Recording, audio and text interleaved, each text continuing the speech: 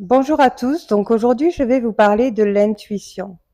Dans la dernière vidéo sur la résurrection de l'âme, à la fin de la vidéo, je vous ai parlé de comment agit le subconscient et le conscient selon les relations que vous vivez.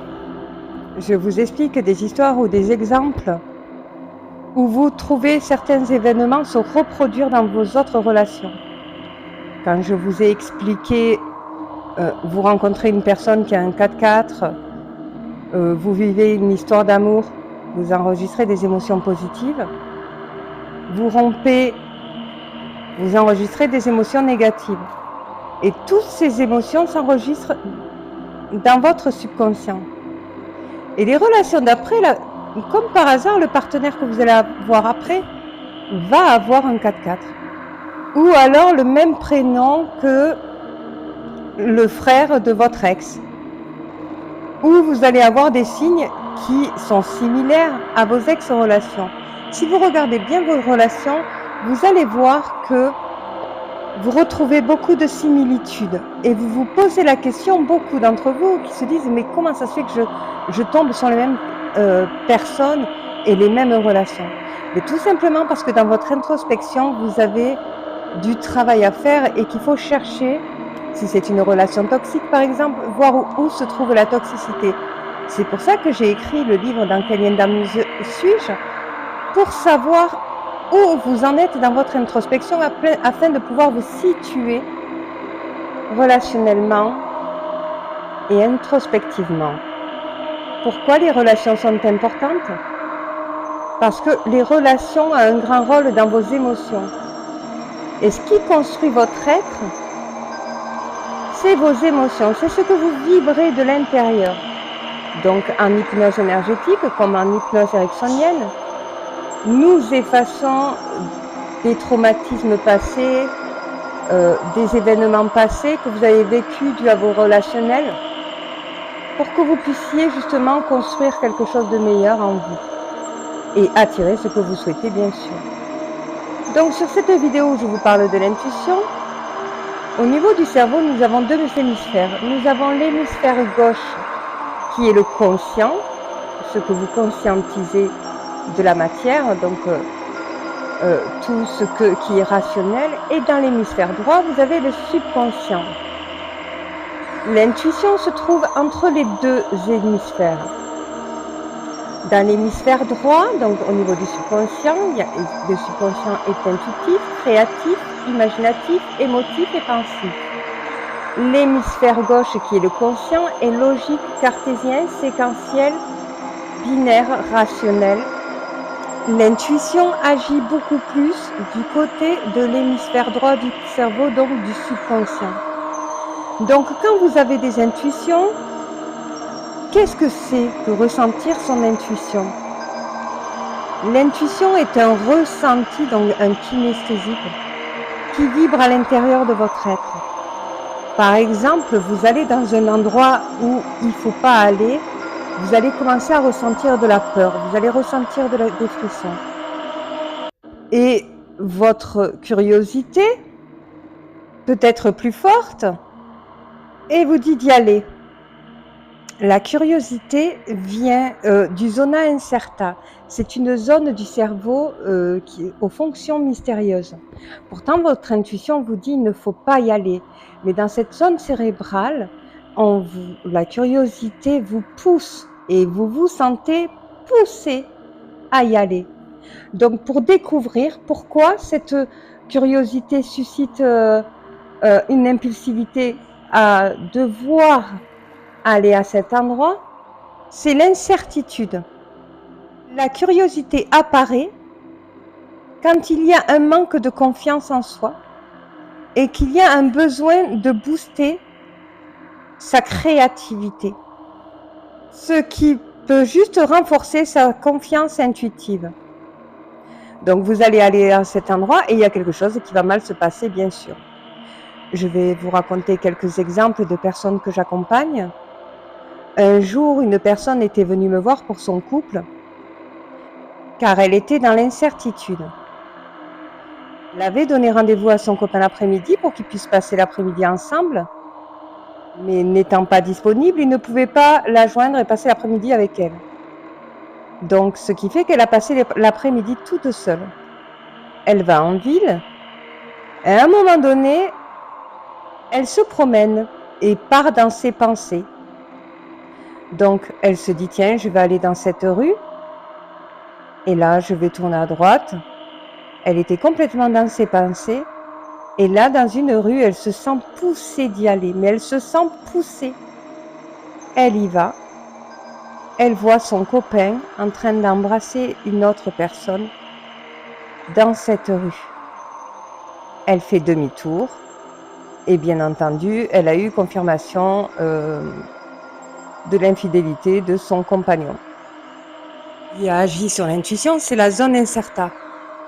Donc c'est sa curiosité. Elle a voulu découvrir des rues par curiosité, pas pour suivre son copain. La zone incerta l'a conduit dans toutes ces rues et son intuition l'a dirigé. Ce sont deux parties cérébrales qui ont agi afin de la diriger jusqu'à qu'elle découvre cet adultère. Quand vous rencontrez quelqu'un et qu'il y a une partie de vous intuitive qui vous dit « vas-y, continue », on y va, on continue, on va tout droit, et que vous avez une autre partie de vous qui dit non mais c'est bizarre, je comprends pas, là il y a quelque chose qui cloche. En général, quand il y a un doute, il n'y a plus de doute. Normalement, vous devrez écouter votre intuition et ne pas continuer. Mais la zone incerta, qui produit la curiosité, vous pousse.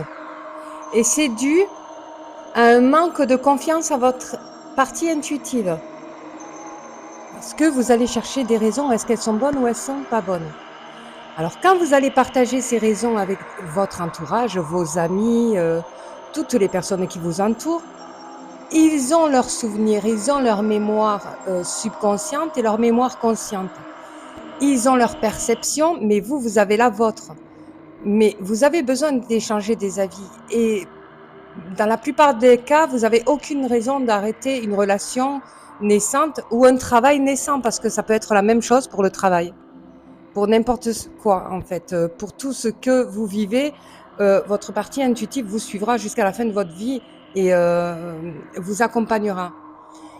Alors, en fait, ce qui se passe, c'est que les autres, comme ils ont une autre perception des choses, ils peuvent vous induire en erreur et vous dire « mais non, c'est toi qui te trompes, parce que en fait, tu as vécu ça dans le passé et tu as peur peut-être que ça se reproduise ». Donc, cette peur que ça se reproduise commet des actions de la personne qui fait que l'autre, avec sa perception, peut être une mauvaise personne pour elle, dans le sens où la peur produit un stress qui se fait ressentir par le partenaire. Donc, à partir du moment où vous ressentez une peur dans vos couples, il y a un stress qui se réveille. Et ce stress, c'est ou vous le surmontez et vous accédez à une histoire d'amour, ou vous ne le surmontez pas et vous allez vous diriger vers des situations qui ne vous plaisent pas. C'est comme quand on veut apprendre à nager, vous avez peur de l'eau. Le stress fait que vous n'arrivez pas à nager. En fait, vous avalez la tasse, vous n'arrivez pas à nager. À partir du moment où vous faites confiance en l'eau et que vous surmontez votre peur, vous accédez à la nage. Vous arrivez à nager. La peur dirige avec le stress et à partir du moment où vous le surmontez, vous y arrivez. L'intuition vous guide et les peurs qui se déclenchent sont des peurs qui sont dues à des traumatismes passés. Alors parfois, ça peut être des tout petits événements, hein, rien du tout, que vous n'avez pas l'impression que c'est un traumatisme pour vous et pourtant, votre subconscient l'a enregistré. Alors, quand vous êtes face à une personne qui ne vous convient pas, dès la rencontre, vous ressentez quelque chose, mais dès la rencontre. Alors, beaucoup d'entre vous mettent ça sous le dos du feeling. Ça n'a rien à voir avec le feeling. C'est un ressenti. Parfois, vous êtes prêt à rencontrer, parfois, vous ne l'êtes pas prêt à rencontrer. Et pourtant, vous vous poussez à y aller. Et ce qui vous pousse à y aller, c'est la zone incerta, c'est la curiosité de savoir comment vous vous retrouvez dans votre introspection, qu'est-ce que vous ressentez à l'intérieur de votre être, est-ce que vous êtes prêt à justement reconstruire une relation. La zone incerta qui produit la curiosité confirme la confiance en ce que vous souhaitez. En fait, confirme si vous êtes prêt ou si vous n'êtes pas prêt. C'est votre curiosité qui va confirmer. Et le reste, l'intuition va jouer le jeu aussi. L'intuition va vous diriger, va vous dire, ah bon, là, non, tu n'as pas guéri de ton ancienne blessure due à ton couple d'il y a 20 ans en arrière. Il y a quelque chose que tu as subi que aujourd'hui ça joue encore sur ton comportement. Et comment le comprendre? Ben, en fait, l'intuition agit sur le cortisol qui est l'hormone du stress. C'est une hormone qui est produite par la glande surrénale. Dès que vous commencez à ressentir quelque chose, une peur, un stress, ça veut dire que vous avez un souhait au niveau de la partie intuitive. Comme je vous avais expliqué au niveau du troisième œil, en spiritualité, l'émotion du troisième œil et l'émotion de la peur.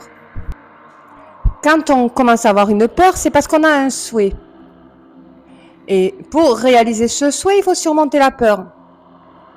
Donc quand on a eu des blessures, on a cette hormone qui s'agite. Et quand il y a des blessures, qu'il y a la peur, si vous n'arrivez pas à surmonter la peur, c'est que vous n'êtes pas guéri des blessures. Si vous arrivez à surmonter, vous allez réussir à vivre votre histoire d'amour. Et cela indique que cela ne touche pratiquement pas vos blessures aussi. Que même si ça les touche, et que vous arrivez à réussir à tomber amoureux et inversement, réciproquement, c'est que vous avez surmonté vos blessures. Et c'est une belle chose, ça veut dire que vous passez au-dessus de vos traumatismes et de ce que vous avez vécu dans le passé, et que ça n'éveille pas en vous un comportement qui ne plaît pas à vos partenaires ou dans votre relationnel. Alors, comment font les médiums avec les cartes pour suivre leur intuition, pour faire fonctionner leur partie intuitive afin d'émettre une guidance sur votre avenir futur? Alors, il faut savoir qu'un médium voit tout énergétiquement. Il ressent les choses énergétiquement. Il a le kinesthésique, donc le sens du toucher et du ressenti, qui est encore plus élevé que le reste des 5 sens que vous avez. Vous avez le sens de la vue, du toucher, de l'odorat, de l'ouïe et du goût. Et donc, un médium fonctionne avec le kinesthésique. Alors, il se sert des cartes afin d'avoir un support, un visuel, pour que vous puissiez visuellement ressentir les images afin que lui puisse, avec son intuition, diriger l'énergie à laquelle vous allez. Un médium, quand vous le consultez, bien entendu, il va y avoir une anamnèse. Normalement, il est censé vous poser des questions ou vous êtes censé parler de vous et de ce que vous aimeriez savoir. Énergétiquement, il va se laisser guider par les cartes, par ses ressentis, par tout ce qui vibre en lui. Donc, en fait, qui va ressortir selon vos énergies. Il est très compliqué pour un médium. Par exemple, moi, j'ai créé mes propres cartes et je tire les cartes. Quand on me demande de tirer les cartes à la demande, c'est très compliqué pour moi. Je dis oui, j'attends, et dès que je ressens au niveau de mon cœur, au niveau de mes poumons, si je ressens l'énergie, ben là j'y vais, je tire. Et en règle générale, je ne me trompe pas. Alors des fois je dis oui ou non. Quand je ne peux pas tirer, je dis non parce que je ne le ressens pas. Dès que je ressens que c'est le moment où il faut que je tire les cartes, je les tire. Ou des fois, on me pose même pas la question, je dis à la personne, est-ce que vous voulez un tirage de cartes? Mais je ne le fais pas automatiquement pendant que je consulte. Je le fais que si je le ressens. Bien, un médium, il va attirer votre attention sur les cartes visuellement afin que vous puissiez ressentir émotionnellement l'énergie qui est intégrée.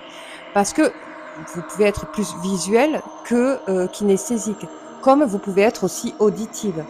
On a tous un sens qui est encore plus développé que d'autres. Donc, ce qui va fonctionner avec votre intuition, avec vos émotions, et si vous êtes visuel, ça va être l'image de la carte qui va vous conduire les énergies. Donc, un médium, un vrai, peut se tromper s'il y a la zone incerta, donc de curiosité, qui le pousse. Parce que parfois, un médium va vous raconter un petit peu l'histoire de votre vie ou de votre futur ou de votre passé ou de votre présent. Vous allez ressentir des énergies qui disent « Ah oui, effectivement, j'ai bien vécu ça, c'est vraiment bizarre. » Et en plus, elle m'avait dit qu'il allait m'arriver ça et ça m'est vraiment arrivé. C'est trop drôle. C'est parce qu'en fait, émotionnellement, ça vous a touché, ça a touché votre partie intuitive. Elle arrive à ressentir votre partie intuitive à vous pour pouvoir justement visualiser au niveau des cartes vos énergies. Donc en fait, ce qui se passe, c'est qu'il y a beaucoup de médiums qui peuvent se tromper, au niveau, de l'intuition, qui peut se tromper parce que la zone incerta de curiosité pousse. Donc, parfois, vous avez des personnes que vous accompagnez dans les cartes, dans la cartomancie, qui va vous dire: «Est-ce que je peux savoir la suite? Est-ce que je peux savoir, est-ce que cette relation va continuer? Est-ce que je peux savoir si on va se marier?» Et en fait, le médium fait que tirer des cartes et en fin de compte, pour satisfaire la personne. Or que quand on tire les cartes, on n'est pas là pour satisfaire ou ne pas satisfaire non plus. On est là pour justement essayer de voir d'où les énergies vont se diriger. Alors, parfois, on n'a pas besoin de cartes. Moi, une personne comme moi, on n'a pas besoin de cartes pour savoir une personne énergétiquement vers quelle direction elle va. Alors, où elle va se diriger. Je peux le ressentir bien en avance. Une personne à laquelle j'intègre sa partie intuitive, et je peux percevoir sa direction. Parce que énergétiquement, on sait vers où on se conduit. Alors, j'ai, moi, dans ma partie cérébrale, la zone incerta de curiosité, même si je sais vers où la personne va se diriger, ma, ma, ma zone incerta, donc comme je suis quelqu'un de très créatif, ma zone incerta va même si je sais comment va se passer les choses, ma zone incerta va me pousser à continuer, juste pour confirmer à mon intuition que j'avais raison. Et je ne vais pas pour autant dire ah mais je le savais, et pourtant je le pense. Et vous avez beaucoup d'entre vous qui disent mais je le savais, mais j'en étais sûre.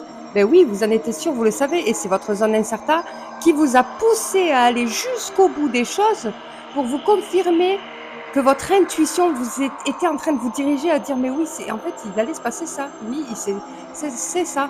C'est votre zone incerta qui veut faire confirmer au niveau de votre intuition que vous avez raison. Votre partie intuitive vous parle dans chaque événement de votre vie. Et il est très important d'en parler.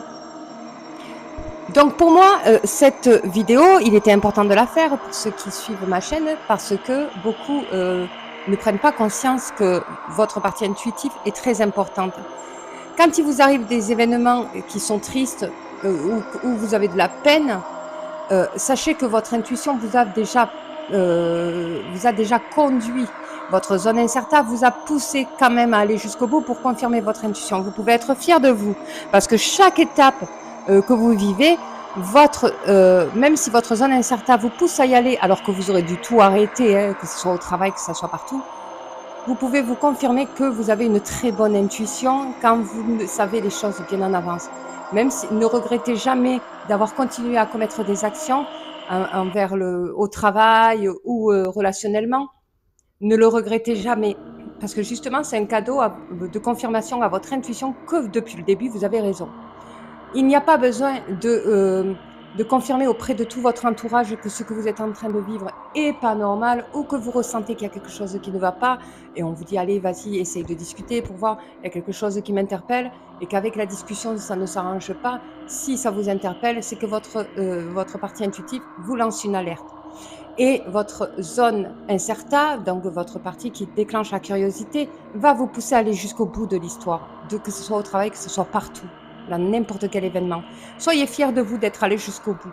C'est pas grave si rien n'est à regretter dans ces cas-là. Et même si c'est un regret, sachez que le regret est constructif dans l'être. C'est-à-dire que ça va détruire votre ego, mais c'est constructif dans la prochaine manière de se comporter envers les personnes que vous rencontrez ou envers ce que vous faites dans votre vie. J'espère que cette vidéo vous aura plu. Pour la prochaine vidéo, je vais vous parler